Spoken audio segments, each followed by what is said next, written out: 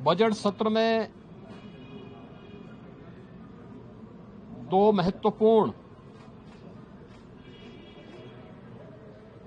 एजेंडे होते हैं। एक माननीय राज्यपाल जी का अभिभाषण और दूसरा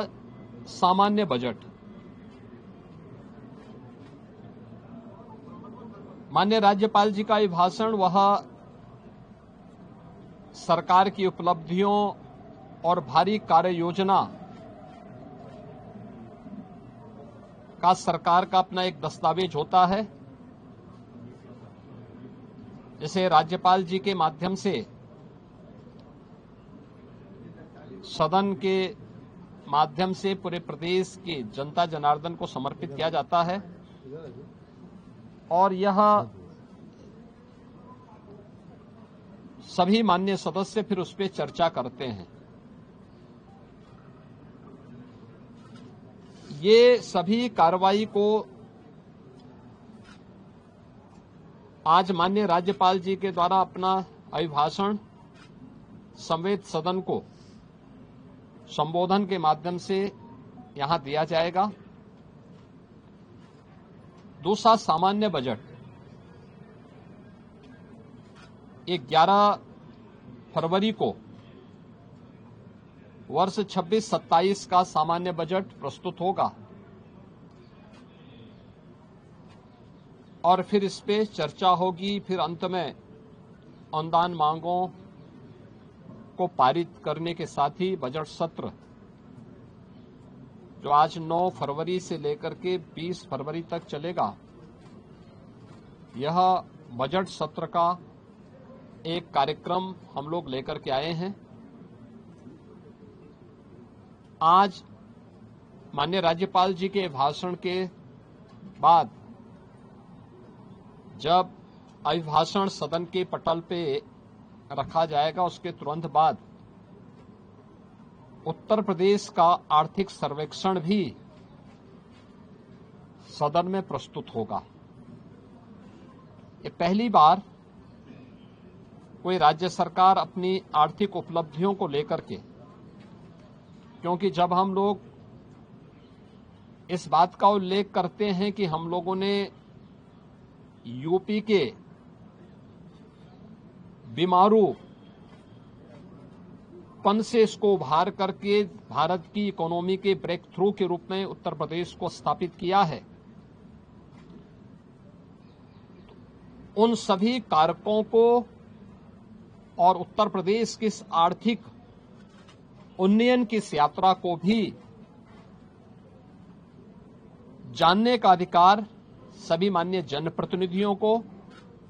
और उत्तर प्रदेश की जनता जनार्दन को होना चाहिए। हमने आर्थिक उन्नयन कितना किया है, उत्तर प्रदेश की प्रति व्यक्ति आय में क्या वृद्धि हुई है, एम्प्लॉयमेंट जनरेशन की स्थिति क्या है,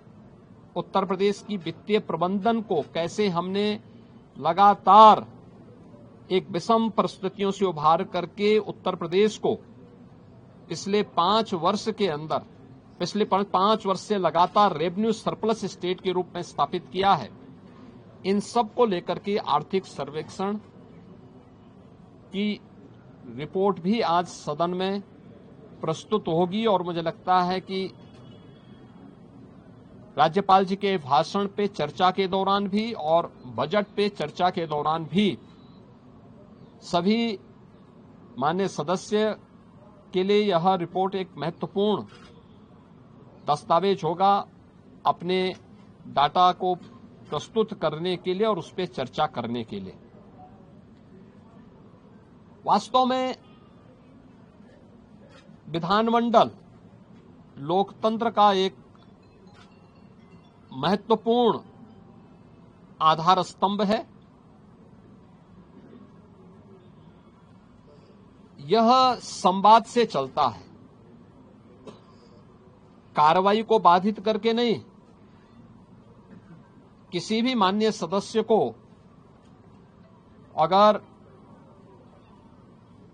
कोई मुद्दा उठाना है तो कार्रवाई को बाधित करने से वह एक प्रकार से जिन मुद्दों को की ओर ध्यान आकर्षित करना चाहता है उन मुद्दों पे को डाइल्यूट करने का प्रयास कर रहा है। हम लोगों ने बार बार कहा है कि सरकार संवाद से समस्या का समाधान पर विश्वास करती है। सरकार हर मुद्दे पे चर्चा परिचर्चा करने को तैयार है। हर एक माननीय सदस्य के बहुमूल्य सुझावों को स्वीकार करने को तैयार है, उस पर चर्चा करके और जो भी राज्य के हित में आवश्यक है उस प्रकार का कदम उठाने के लिए तत्पर है, तैयार है। लेकिन कार्रवाई को बाधित न किया जाए, अनावश्यक शोरगुल से बचा जाए। यद्यपि पिछले 9 वर्ष के अंदर उत्तर प्रदेश विधान मंडल में कार्रवाई के नए कीर्तिमान स्थापित हुए हैं और हम विश्वास करेंगे कि बजट सत्र जिस पर पूरे प्रदेश की और देश की भी निगाहें होंगी, इस बजट सत्र को